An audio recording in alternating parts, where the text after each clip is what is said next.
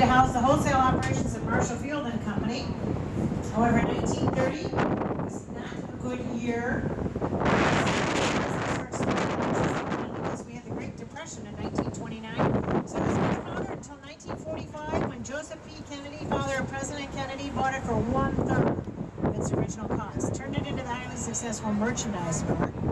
The heads on the post there are famous retailers: Wanamaker, Filene, Julius Rosenwald, Montgomery Ward, said they had their watching the store. David Letterman was here many years ago taking the show, and he christened that the Pez Dispenser Hall of Fame. So that's what the locals still call it. That's a great place to go take a lunchtime tour. They've redone the lobby with replicas of the original Art Deco fixtures. There's an NGO in there called 1871 with over 100 different startups. Interactive space. They do free tours of the architectural space every day at 2 o'clock during the week. And continuing on your left is another example of adaptive reuse. 1912, Gustav Holberg. This is the Chicago School of Psychology there. It was a coffee warehouse. The Chicago Speedometer Corporation. Kelly and Curtis moved in and put their boardroom up on top of the green glass. Now there's a new Canadian corporation. Do it right this time. Sustainable furniture. They actually recycle blue jeans and make movable walls. They've got a great showroom. They'd love to have you come visit. Chicago Cut Steakhouse is on a LEED certified building by Picard Schulk. Platinum rating for core and shell. They use river water for their heating and cooling system, and many of the materials used to build this have been more than 500 miles. This is the home of the international law firm Kirkland and Ellis. If you turn around, you see the elevated train, the Brown Line, going north. The next building on your left was symmetrical, but when they expanded LaSalle Street Bridge, they had to take out one of the bays. This is the Reed Murdoch Wholesale Grocery Distribution Warehouse by George Nitz, 1914. They left the ends in like shoulder pads on a suit, which you can see is asymmetrical, 5 on this side, 6 on the other. This is a good example of an early 1900s building where people depended on that clock to get to work. Behind that was a water tower. And look at that carved bas-relief up on top. It looks Navajo or Aztec. I'm always amazed at how much work they put in these early 1900s factory buildings. The next 2 buildings on your left were completed in 1987. The first one is the former headquarters of Quaker Oats, currently the home of the American Bar Association. The Law Museum is here. This was designed by Bruce Graham, Skidmore, Owings-Merrill.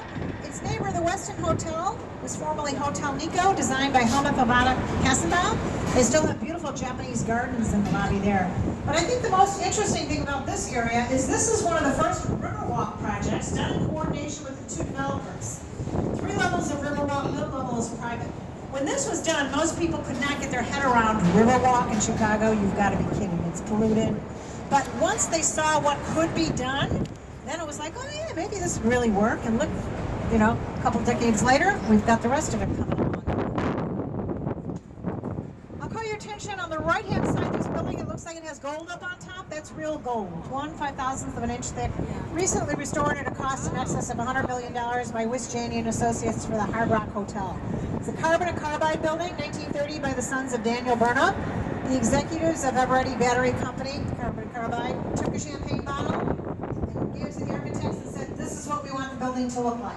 So it's more decorated on the top than the bottom. We often call it a good example of jazz deco. The green and black terracotta looks like jazz notes to some when the light changes during the day. And on your left, 2 icons, sometimes called the Corn Cobs, Marina City, Bertram Goldberg, 1967, 1962. Built with money from the Building Engineers Union. They wanted these guys on call 24/7, but there was nowhere for them to live.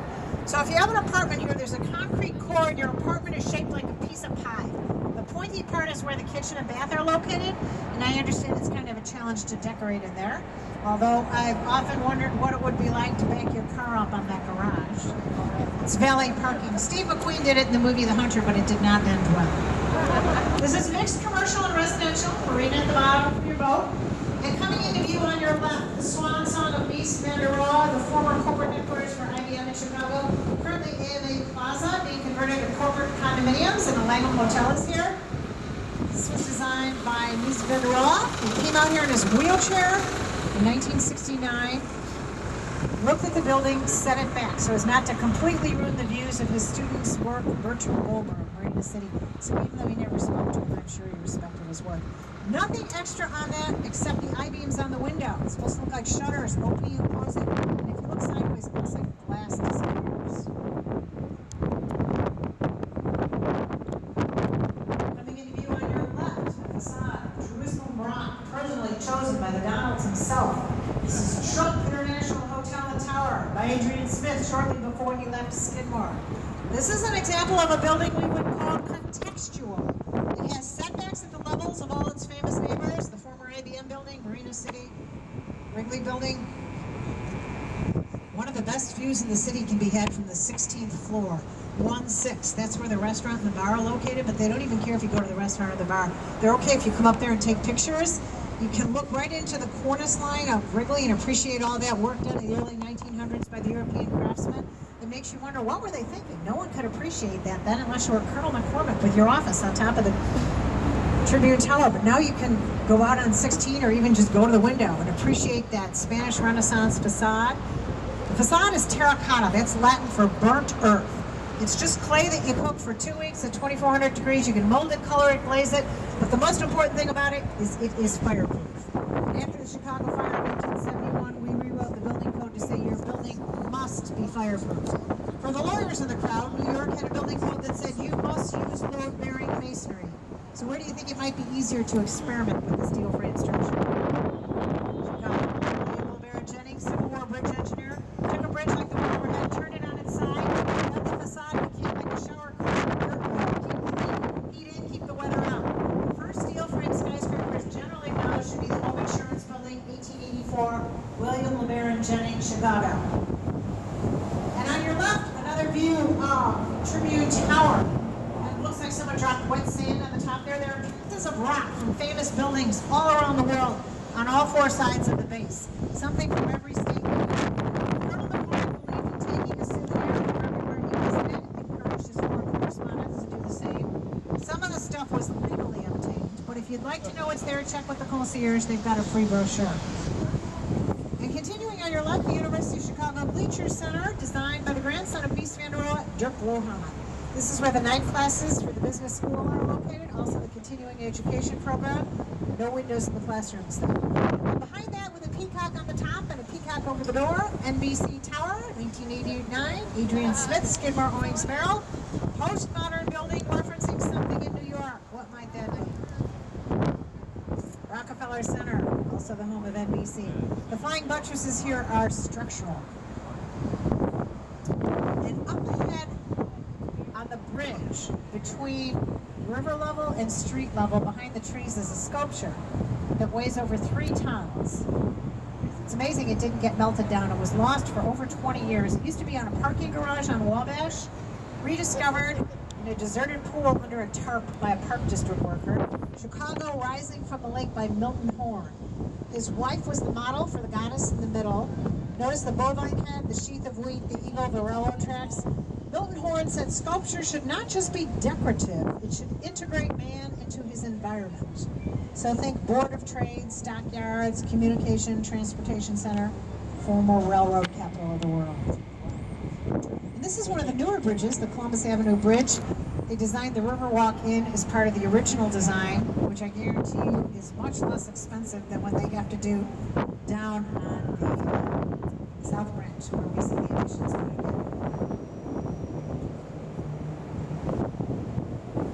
Continuing on your left, the trademark rounded corner of Solomon Cornwell Benz, Sheridan Hotel, 4th largest hotel in the city. Very narrow sight. Some people think it looks like a barge. The mechanicals are up on top there. Very highly articulated facade. Imagine if you took your hand and ran it on the outside of that, what it might feel like. And for you party types, the largest ballroom in the city is here. You could invite 4,300 people to your wedding. They would all fit in the ballroom. Not enough for space.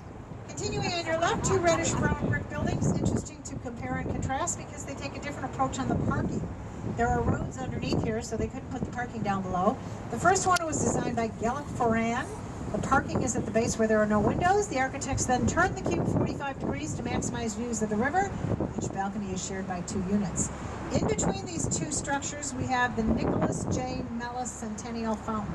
Once an hour, and hopefully not now, they shoot that arc of water across here for 5 minutes.